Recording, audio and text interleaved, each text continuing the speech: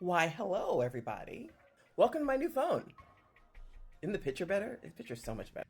But yeah, last month I was doing 5 fun facts every day for horror noir movies, and I couldn't do the last 2 days because my phone broke. Just to catch you guys up if you haven't seen my last video on. So I got to thinking, since I was cheated out of those last 2 days, maybe I should do a horror movie fun facts every Friday instead. Not just horror noir movies. I will be doing horror noir movies too, but let's broaden our spectrum a little bit. So yeah, every Friday, I'm going to be covering all types of horror from all over the globe because, you know, it's my special interest and I like sharing my special interests with people. And since you guys apparently like hearing about it, yeah. So enough intro. Let's get to today's fun facts. Today's movie, Get Out. Now, Get Out is like kind of took the world by storm, and I know there are a ton of facts about this movie, and I'm sure a lot of you already know. So I'm going to try to go for the ones that maybe aren't as common. Maybe you didn't know. Fact number one. Chance the Rapper liked this movie so much that he bought out showings in Chicago when this movie came out. Just a bunch of theaters and bought out showings so that people could go for free. He actually tweeted, you know, just pull up and show your ID and enjoy his show, which that's the kind of millionaire I want to be, personally, to just be able to do stuff like that. Fun fact number two.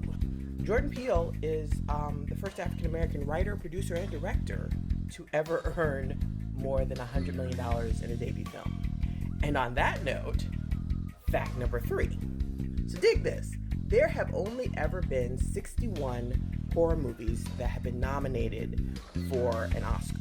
Of those 61, only 6 have been nominated for Best Picture. This one was number 6.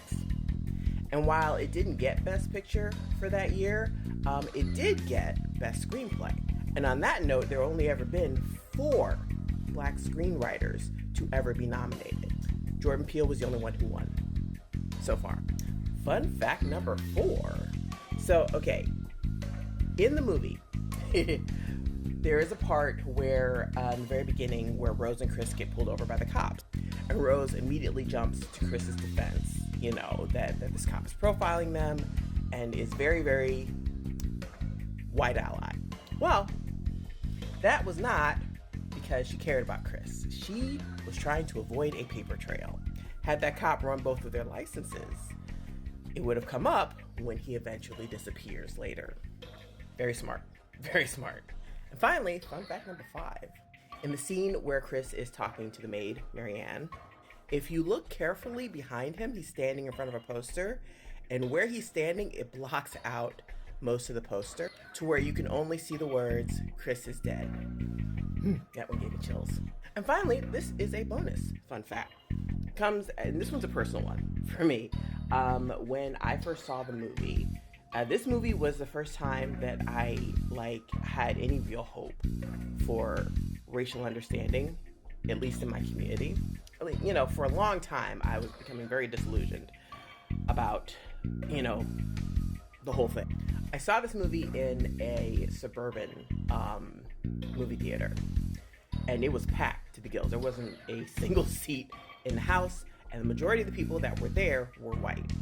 In the final scene where Chris is killing Rose, and then the police lights come up, everyone in the theater reacted viscerally. And it wasn't a, oh my God, the good guy is about to be murdered. It was a, oh no. And I distinctly remember thinking, yeah, it's bad, right? Because he's not just gonna get arrested, right? You get it, right?